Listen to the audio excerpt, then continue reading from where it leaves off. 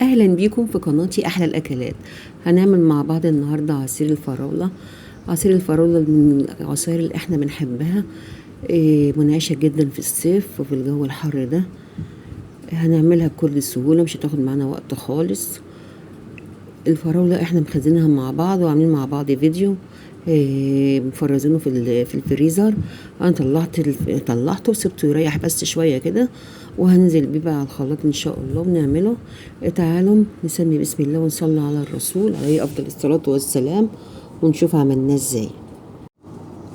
انا معايا اي كميه من الفراوله طبعا اللي انتوا عايزينه. انا معايا حوالي كيلو من الفراوله. هحطه في الخلاط واضيف عليه السكر حسب الرغبه اللي احنا عايزينها طبعا. ان كنت بتحب سكر كتير او قليل طبعا رغبة حضراتكم. هنضيف السكر، وانا ضفت باكو فانيليا بيغير الطعم خالص، بيدي نكهة حلوة. هنضربه كويس بقى في الخلاط.